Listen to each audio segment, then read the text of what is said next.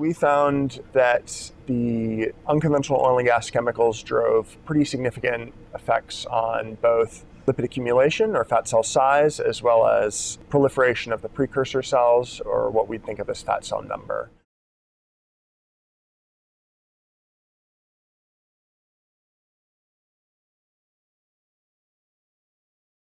We used a common model of fat cell development, and we exposed these mouse cells to all of these different mixtures of unconventional oil and gas chemicals, and measured then the ability of these chemicals to drive fat cell development. And we measure this via both an increase in fat cell size, which is what we think of as lipid accumulation into the cell, and then also an increase in fat cell number, or proliferation of the precursor fat cells. We tested 3 different types of samples. So one was a common hydraulic fracturing chemical mixture. And this, we have previously looked at the ability to disrupt several hormone receptors. These are concentrations that have been detected in people's, in surface water in these regions, and even in drinking water in some areas. The wastewater samples that we collected, we diluted those quite substantially, so we saw significant effects in our cell model at up to 1,000-fold dilution from the raw wastewater,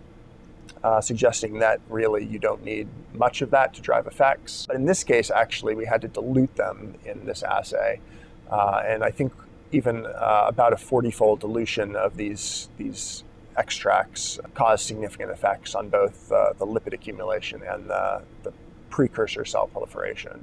So we know that the model that we use is very relevant to human health and has been shown to be translational, but really further research is needed for us to better work out whether these chemicals are promoting effects in either wildlife populations or humans living near these operations.